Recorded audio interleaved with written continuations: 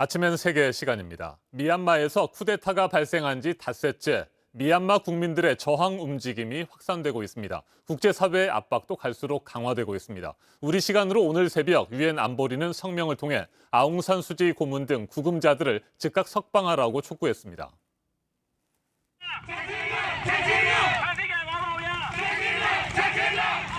어제 미얀마 제2의 도시 만달레이에 위치한 의과대학 앞에서 군부 쿠데타에 저항하는 첫 거리 시위가 펼쳐졌습니다.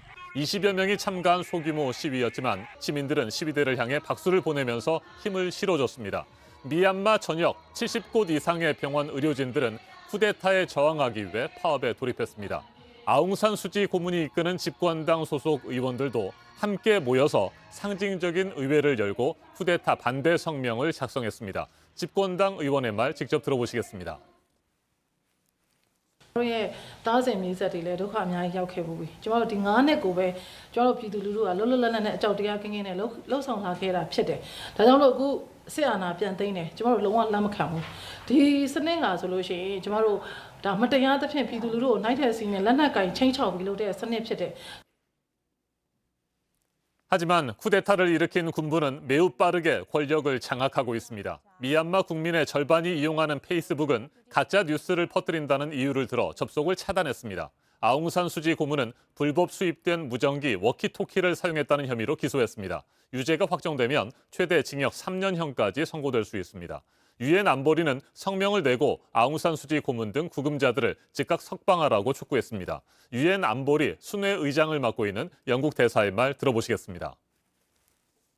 The members of the Security Council expressed deep concern at the declaration of a state of emergency imposed in Myanmar by the military on the 1st of February and the arbitrary detention of members of the government, including State Councillor Aung San Suu Kyi and President Win Myint and others. 이 같은 상황에서 인도태평양 지역의 지정학적 요충지인 미얀마를 둘러싸고 미국과 중국의 전략적 경쟁도 본격화되고 있습니다. 중국과 친밀한 관계를 유지해온 미얀마 군부가 권력을 잡으면서 미국의 인도태평양 지역 안보 전략이 대형 악재를 만났다는 분석도 나옵니다. 중국은 수건 사업인 1대1로 사업에서 미얀마가 중요한 부분을 차지하는 만큼 미얀마 군부 쿠데타에 미온적인 태도로 일관하고 있습니다. 아세안 지역 전문가와 좀 더 자세하게 짚어보겠습니다. 이재현 아산정책연구원 선임연구위원 전화로 연결됐습니다. 위원님 안녕하십니까? 예, 안녕하세요. 네, 미얀마 국민들의 저항 움직임이 확산되고 있습니다. 국제사회의 압박도 갈수록 커지고 있고요. 미얀마 군부는 이 같은 저항과 압박을 어떻게 받아들이고 있을까요? 생각보다 지금 말씀하신 것처럼 국민들의 저항이라는 게 즉각적으로 좀 나타나고 있는 것 같고요. 의료진들도 지금 근무를 거부하고 이런 시위에 동참하고 있는데 군부로서는 분명히 압박은 될 겁니다. 그런데 그 압박이 군부의 행동에 얼마나 영향을 미칠지는 좀 두고 봐야 될 것 같습니다. 군부가 마음만 먹으면 무력 진압은 그렇게 어렵지 않거든요. 근데 중요한 포인트는 국민들의 저항하고 국제사회의 압력이 동시에 같이 작용해야 아마 이 상황을 좀 개선시키는데 도움이 될 것 같습니다. 국제적인 압력이 반드시 필요합니다. 네, 그런데 중국이 미얀마 군부에 계속해서 미온적인 태도를 보이는 한 국제사회의 압박도 큰 효과를 거두지 못할 것이다. 이런 분석도 나오고 있습니다. 앞서 전해드린 대로 미얀마를 둘러싸고 미국과 중국의 경쟁도 고조되고 있고요. 이 부분은 어떻게 전망하세요?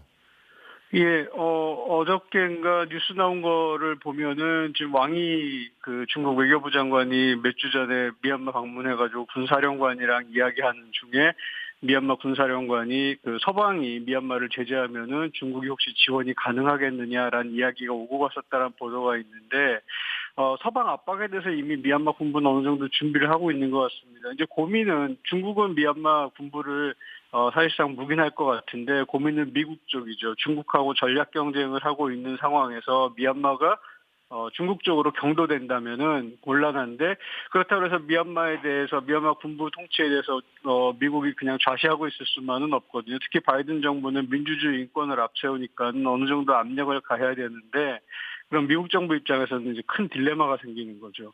네. 불법 수입된 무전기 워키토키를 사용했다는 혐의로 기소된 아웅산 수지 고문, 최대 3년 징역형까지 받을 수 있다고 하는데요. 아웅산 수지 고문이 앞으로 다시 미얀마 민주화의 희망, 구심점이 될 수 있을 것으로 보세요? 아웅산수치 여사의 과거 행적을 보면은 뭐 이미 90년대 초부터 2000년대까지 15년 이상 이 가택연금을 당한 경험도 있고 그래서 이런 이제 압박을 이겨내는 데는 큰 문제가 없어 보이고요.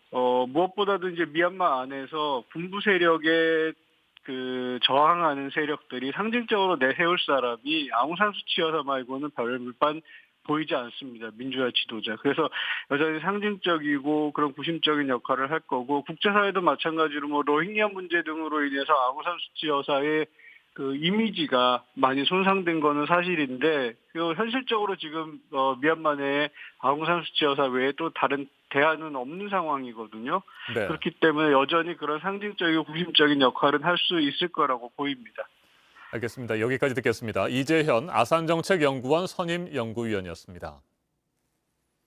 지난 2015년 반세기에 걸친 군부의 통치를 끝내고 어렵게 찾은 미얀마의 봄은 6년 만에 다시 무너졌습니다. 미얀마 국민들은 1988년 8월 8일 시작된 대규모 민주화 운동, 이른바 88 항쟁 당시 불렸던 저항가를 지금 다시 부르고 있다고 합니다. 미얀마에 진정한 민주화의 봄이 찾아올 수 있도록 국제사회의 관심과 지원이 절실해 보입니다. 지금까지 아침 현색이었습니다.